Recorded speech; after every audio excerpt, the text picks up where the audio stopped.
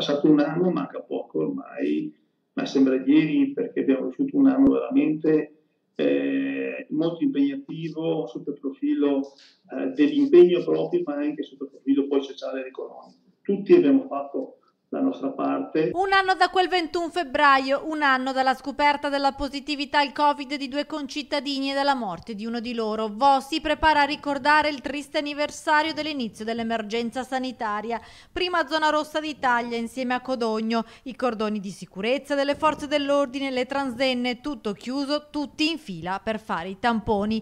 Domenica 21 febbraio la visita del prefetto a Vo è un momento di ricordo. Per ringraziare tutti quelli che sono impegnati durante quest'anno.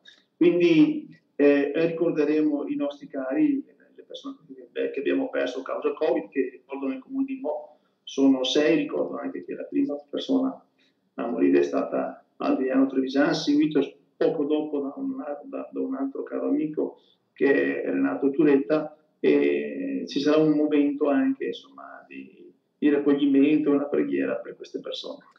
Ma sarà anche un modo per dire grazie a quanti in quei giorni di zona rossa si sono prodigati, da chi ha portato cibo ai tanti volontari di Croce Rossa e Protezione Civile alle forze dell'ordine.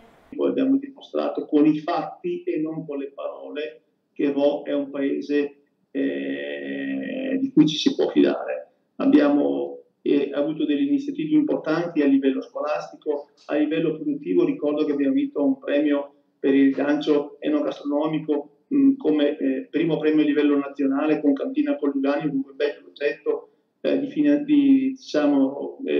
vino solidale che andava a finanziare l'Università di Padova. Ricordo che sono già stati stanziati 50.000 euro e a breve verranno stanziati altri 50.000 euro a favore dell'università per la ricerca. Questa è Vo.